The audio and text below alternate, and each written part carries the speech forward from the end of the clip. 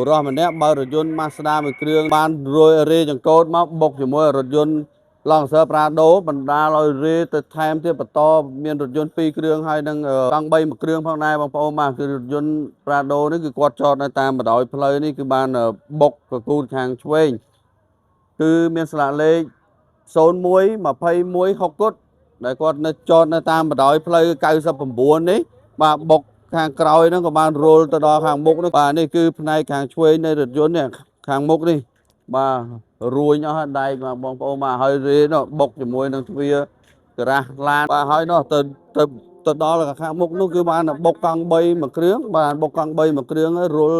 រេកង់3ខ្ទៀតទៅបុកជាមួយនឹងរថយន្តព្រុសបន្តិចទៀតបងប្អូនបាទនេះធុងសម្រាមនេះដល់លបើកបែកអស់ហើយធុងសម្រាមមួយហើយតាមការបញ្ជាក់របស់បងប្អូនប្រជាពលរដ្ឋដែលគាត់បានឃើញហេតុការណ៍ហ្នឹងគឺថាលឿនមែនទែនហើយម្ចាស់រថយន្តគាត់ប្រាប់ថាងោកមកប្រាំងបាទងោកមកប្រាំងហ្នឹងបុកខ្ទេចបរោយបាទនេះគឺរថយន្តផនអ្នកបើកបរដែលជាអ្នកបង្កបងប្អូនបាទគឺរថយន្ត Mazda នេះគឺខ្ទេចផ្នែកខាងស្ដាំនៃរថយន្តនឹងតែម្ដងខាងមុខនៃរថយន្តរះមកដាច់ខ្ទេចដាច់ខ្ទីអស់ហើយបងប្អូនបាទនេះបាទគាត់ថាងោកមកប្រាំងប្រហែលជាចេញពីកម្មវិធីមិនដឹងបាទ Mazda នេះគឺមានស្លាកលេខកម្ពុជា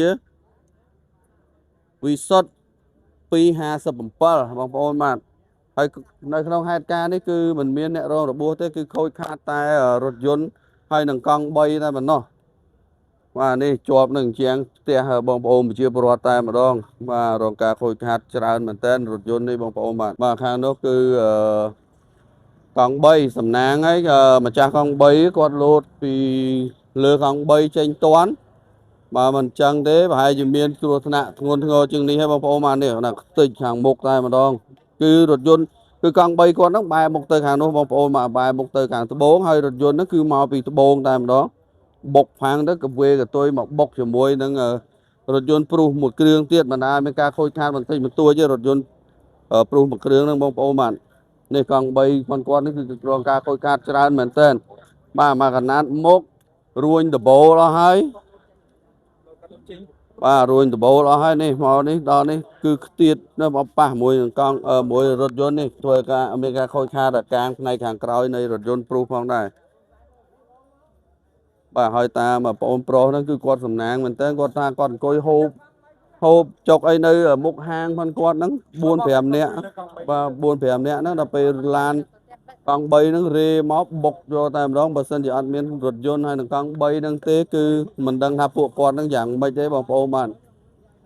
ហេតុការណ៍នេះគឺនៅតាមបណ្ដោយផ្លូវ99ស្ថិតនៅសង្កាត់បឹងត្របែកខណ្ឌចំការមរាជធានីភ្នំពេញបាទគឺនៅវេលាម៉ោង 10:30 នាទីយប់ត្រូវនៅថ្ងៃទី5 ខែសីហាឆ្នាំ2026បាទឥឡូវគឺឃើញថាមានសមាជិកមូលដ្ឋាននិងសមាជិកជំនាញចរាចរណ៍ផ្លូវគោកគឺគាត់បានមកដល់ទីតាំងកន្លែងកើតហេតុផងដែរបាទហើយខាងម្ចាស់រថយន្តគឺត្រូវបានសមាជិកនាំខ្លួនយកទៅសាកសួរនៅឯប៉ុស្តិ៍បឹងត្របែកបាត់ទៅហើយបងប្អូនបាទហើយការចរចានេះមិនដឹងថាយ៉ាងណាអីយ៉ាងណីទេបាទគឺទុកភារកិច្ចនេះទៅខាងសមាជិកធ្វើការតាមជំនាញទៅចុះហើយមុននឹងបិទបញ្ចប់ការផ្សាយនោះសូមផ្ញើដល់បងប្អូនពុកម៉ែដែលធ្វើដំណើរតាមដងផ្លូវមិនថាឡានម៉ូតូបើសិនជាស្រវឹងហើយមេត្តារកអ្នកណាដែលអត់ស្រវឹងអត់អីហ្នឹងគាត់ជូនទៅផ្ទះឬក៏សម្រាកសិនចាំស្វាងចាំទៅក៏បានដែរបងប្អូនបាទកុំឲ្យទៅពេលមានបញ្ហាទៅបើសិនជាមាននេះអត់មានមនុស្សរងរបួសឬក៏ស្លាប់បាត់បង់ជីវិតទេណាប៉ុន្តែបើសិនជាមានអ្នករងរបួសហើយស្លាប់ទៀតអាហ្នឹងគឺ